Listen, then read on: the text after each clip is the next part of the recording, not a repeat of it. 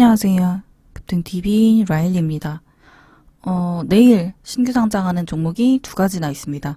하나는 레인보우 로보틱스, 또 하나는 와이더 플래닛입니다. 오타가 있었네요. 네, 이렇게 둘 다 코스닥에 상장하는 회사고, 레인보우 로보틱스 같은 경우는 경쟁률이 1489대 1 정도가 됐고, 와이드 플래닛도 마찬가지로 1449대 1 정도로, 요새 공모에 대한 열기가 워낙 뜨겁다는 영향도 있고, 레인보우 로보틱스 같은 경우는, 코스닥 역대 최고 경쟁률을, 이쪽에서 기록을 했습니다. 그리고 또 품절주예요. 그래서 이렇게 조금 설명을 드리려고 하고, 종목이 두 개다 보니까 제가 원래는 IR북을 이용해서 좀 설명을 드리고, 그 다음에 뭐 다트를 보면서 설명을 해드리고 이랬었는데, 오늘은 두 가지를 다 한 10분 내에 설명을 해드리려고 하다 보니까 좀 빠르게 보는 게 좋을 것 같아서 이렇게 리포트를 가지고 왔습니다. 그러면 시작해 볼게요. 간략하게 시간이 없으신 분들을 위해서 먼저 설명을 해드리자면, 레인보우 로보틱스 같은 경우는 2011년에 카이스트에서 스핀오프 하면서 분사 설립된 회사입니다. 성장성 특례 상장을 하는 회사고요. 국내 최초로는 인간형 이족 보행 로봇인 휴보를 개발한 이력이 가지고 있고, 이 휴보가 세계 최대 로봇 대회에서 우승을 한 이력이 있습니다. 그리고 또 하나는 협동 로봇을 개발하고 있는데요. 그게 이제 이 회사 같은 경우, 협동 로봇의 매출 성장률이 이 회사에서 1위를 차지하고 있다고 합니다. 또한, 기술력을 바탕으로 해서요. 핵심 부품들을 보통은, 다른 곳에서 사와서 거기에 소프트웨어로 넣어가지고 이제 로봇을 만드는 반면에 이쪽에서는 그런 부품까지도 내재화를 성공해서, 가격 경쟁력이 굉장히, 뛰어나다, 우월하다라고 회사 측에서 이야기를 하고 있습니다. 그거에 대한 기대감인 건지 모르겠으나, 기관에서는 경쟁률이 역대 최고였고, 공모가 역시 최상단을 넘어서서 1,000원 이상인, 밴드 상단 초과한 10,000원에 시작이 됩니다. 그렇게 되면 예상 시총이 약 1,558억이고요. 그렇게 됐을 때 상장일에 유통 가능한 물량은 약 32%로, 1,500 곱하기 0.3 하면 약 50억. 정도가 물량이 풀린다는 이야기가 되는데, 그 정도면 굉장히 500억, 죄송합니다. 500억의 물량은 굉장히 적은 양이잖아요. 그래서 아마도 뭐 따상 뭐 이런 식으로 좀 빠르게 회전이 높아지면 그렇게 가능하지 않을까 싶습니다. 그렇게 따상을 한다고 해도 풀리는 물량이 1,000억대라는 거죠. 유사기업으로 다트에서 설정한 걸로는 아진 엑스텍과 삼익 THK가 있습니다. 로보틱스나 로보로보 같은 경우는 적자 기업이기 때문에 이거에서 탈락을 했는데요. 유사기업에서. 그래서 요 두 가지가 있고, 그러면은, 그럼 레인보우 로보틱스는 적자가 아니냐? 적자입니다. 회사 측에서는 2023년부터 매출이 크게 발생하고 거기서부터 흑자 전환이 가능할 것이다. 라고 하고요. 마찬가지로 적자기 때문에 PER 밴드 같은 걸 설정할 수가 없습니다. 그건 단기순이익이 나와야 되는 부분이 있어서, 회사에서도 요걸 설정할 때, 공모가를 어떻게 선정할 것인가에 대해서 이야기할 때, 그렇게, 요거는 다른 기업의 PER의 평균을 적용했습니다. 그러면 이제 조금 더 자세하게, 이 리포트를 읽어보도록 하겠습니다. 리포트는 유진 투자그룹에서 나온 애널리스트 분들이 적어주신 거고요. 인간형 로봇 휴보에서 협동 로봇으로 시장을 확대해 나갈 것이다 라는 제목입니다. 공모가는 추정 순이익 2023년입니다. 그때가 돼서야 이제 순이익이 나올 것이라고 판단이 되어 있기 때문에 공모가랑 비교했을 땐 약 10배 정도로 예상이 되고 있습니다. 공모가분들을 상당하여 초과에 확정된 건 알고 계실 거고, 공모가는 추정 순이익 기준 10.6배 수준이고요.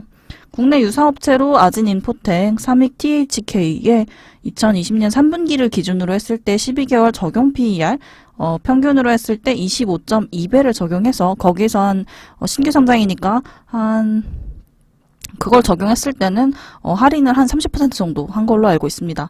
그리고 상장 후 유통 가능 물량은 조금 전에 설명해드린 바와 같이 약 37%, 이제 적지 않은 수준이라고 하는데 이건 제 기준에서는 적은 양입니다. 뒤에서 조금 더 자세하게 왜 그렇게 생각하는지 알려드릴게요.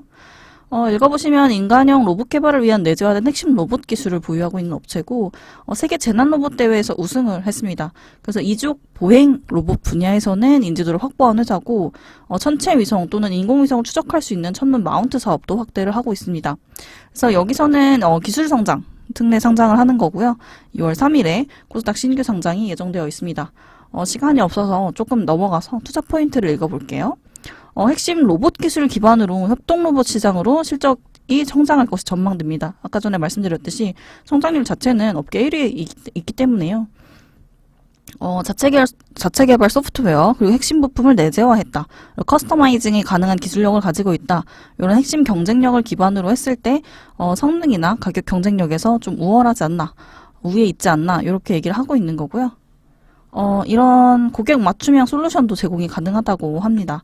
그리고 시장이 이제 점점 로봇이 조금 요새 기사가 많이 나오고 있죠. 현대에서도 투자를 한다, LG도 그렇다, 막 이런 얘기가 나오면서 그렇게 될 경우 협동 로봇 관련 매출이 큰 폭의 실적 성장을 견인할 것으로 전망하고 있습니다. 신규 로봇 개발을 위한 신규 사업도 또 추진을 하고 있고요. 자율 이동 로봇, 그리고 의료용 로봇, 인간형 로봇 등이 준비되어 있습니다. 여기 보시면 공모후 주주 구성 같은 경우는 최대 주주가 약 60%를 갖고 있는데 상장해서 2년 동안 보유예수를 걸었어요. 락업을 걸었다는 건 이 최대 주주는 최대한 다른 주주들이 편안하게 왜냐하면 이런 경우에 가끔 주식하다 보면 최대 주주가 매도가 많이 나오면 이제 주가가 완전 출렁이는 경우가 있는데 그런 걸 막기 위해서 그런 불안함을 가시기 위해서 최대 주주가 2년 동안을 락업을 걸었습니다. 나는 그때까지 2년까지 매도하지 않겠다.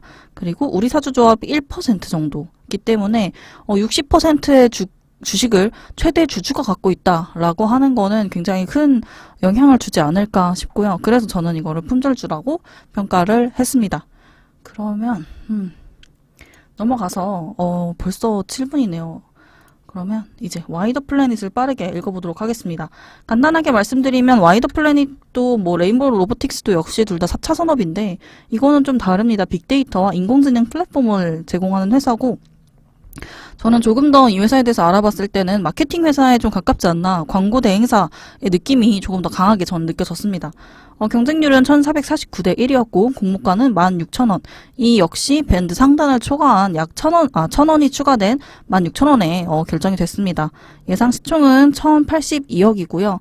시총은 요거 레인보우에 비하면 조금 더 작은 양. 하지만 유통 물량이 약 50%가 되기 때문에 조금 부담스럽지 않나 싶습니다. 그리고 유사기업으로는 엑셈과 위세 아이텍을 꼽았어요. 회사의 경쟁, 투자 포인트 같은 경우는 4,300만의 개인 비식별 소비 행태, 그리고 기호에 대한 빅데이터를 이미 보유하고 있다는 점, 그래서 그거에 대해서 예측과 추천 모델을 지금 현재 구현하고 있다는 점, 마지막으로는 국내를 유일하게 중국에 현재 진출을 하고 있는 그런 회사라는 점이 있습니다.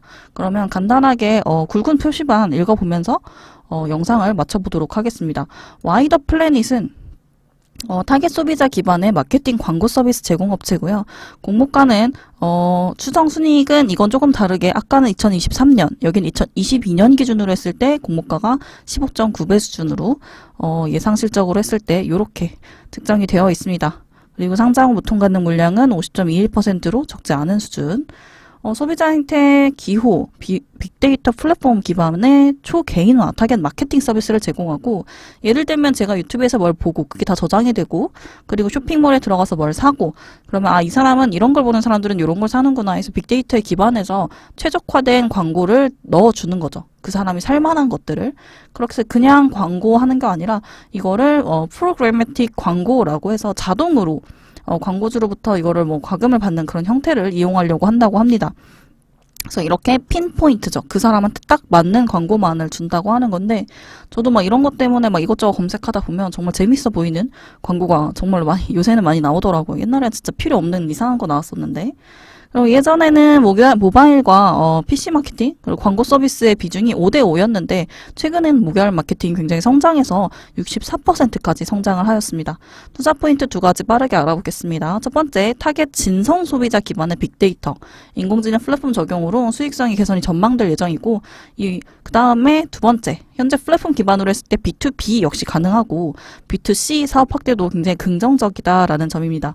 여기 안정적으로 시장이 성장할 것이라는 건 저희도 모두 다 알고 있는 4차 산업의 핵심 기술이 빅데이터라는 거고요.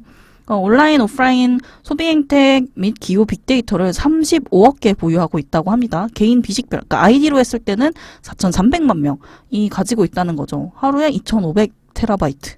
와, 엄청나죠. 그래서 이런 기술을 보유하고 있기 때문에 아마도 기관 경쟁률에서 그렇게 높은 걸 차지하지 않았나 싶습니다. 제 말이 빨라지는 건 10분이 넘었기 때문인데요. 플랫폼 기반으로 했을 때 B2B 사업 역시, 왜냐면 회사에서도 더 정확한 타겟팅이 필요하기 때문에 이 회사를 이용하게 될 것이라는 거고, B2C는 이제 초개인화 메타 쇼핑몰, 그 다음에 미디어 서비스, 그 다음에 IoT, 데이터 플랫폼 사업 진출을 통해서, 글로벌 데이터 테크 데이터 테크를 리딩하는 기업을 목표로 하고 있습니다. 공모로 봤을 때, 보호예수 최대 주주는 여기는 30%인데 이쪽도 상장 후에 3년 정도를 더 락업을 걸었습니다. 하지만 이게 43%라는 건 나머지 한 50%가 넘는 양이 내일 쏟아질 수 있다는 단점이 있는데 이 부분은 참고해서 보시면 좋을 것 같습니다. 둘 다 굉장히 흥미로운 회사였고 경쟁률이 엄청 치열한 회사였습니다. 이 두 가지는 꼭 참고해 보시고, 저는 조금 더 매력적이다라고 한다고 하면 아무래도 레인보우 로보틱스가 조금 더 관심을 받지 않을까 싶습니다. 시초가의 사고 뭐 이런 걸 떠나서 최대 주주 60%의 지분을 가지고 있는 최대 주주가 2년 동안 락업을 겨눈 경우는 흔치 않고, 요새 로봇이 굉장히 최근에 현대, LG 관련하면서 반짝였기 때문에 다시 한번 시세를 받을 때 이렇게 시총이 작은 친구가 한 번 더 이번에는 대장으로 아예 우뚝 설 수 있는 기회가 되지 않을까? 그런 생각도 좀 조금 해봤습니다. 그러면 조금 길어졌는데 오늘은 여기까지고, 영상 봐주셔서 너무 감사합니다. 영상이 마음에 드셨다면 구독과 좋아요 그리고 알림 설정까지 꼭 한 번씩 부탁드립니다. 저는 내일 아침에 관심 종목과 브리핑 해드리러 찾아뵙도록 하겠습니다. 감사합니다. 라일리였습니다.